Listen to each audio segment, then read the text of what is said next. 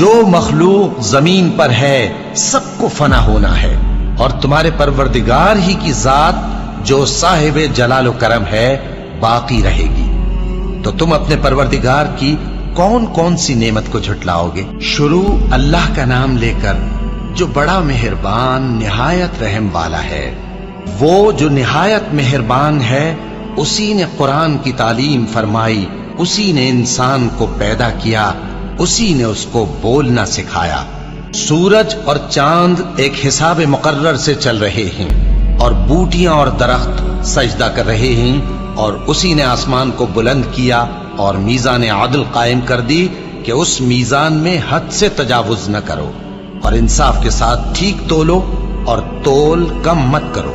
اور اسی نے خلقت کے لیے زمین بچھائی، اس میں میوے اور کھجور کے درخت ہیں جن کے خوشوں پر غلاف ہوتے ہیں، اور اناج جس کے ساتھ بھس ہوتا ہے، اور خوشبودار پھول۔ تو اے گروہ جن و انس، تم اپنے پروردگار کی کون کون سی نعمت کو جھٹلاؤ گے؟ اسی نے انسان کو ٹھیکرے کی طرح کھنکھناتی مٹی سے بنایا، اور جنات کو آگ کے شعلے سے پیدا کیا۔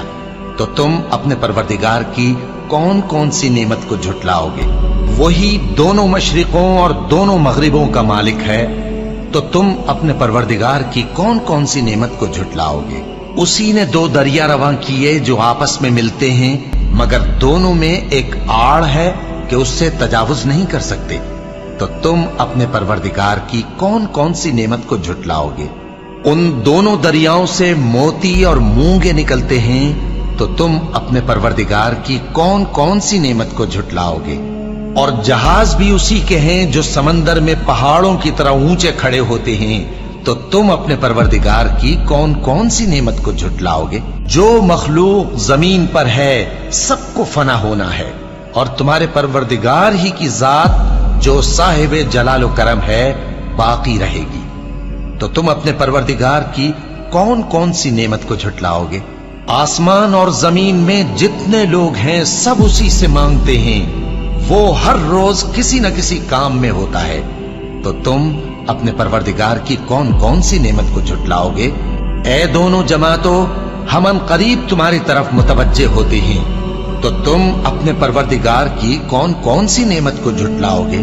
اے گروہ جن و انس، اگر تمہیں قدرت ہو کہ آسمان اور زمین کے کناروں سے نکل جاؤ تو نکل جاؤ، اور زور کے سوا تو تم نکل سکنے ہی کہ نہیں، تو تم اپنے پروردگار کی کون کون سی نعمت کو جھٹلاؤ گے؟ تم پر آگ کے شعلے صاف اور دھواں ملے چھوڑ دیے جائیں گے، تو پھر تم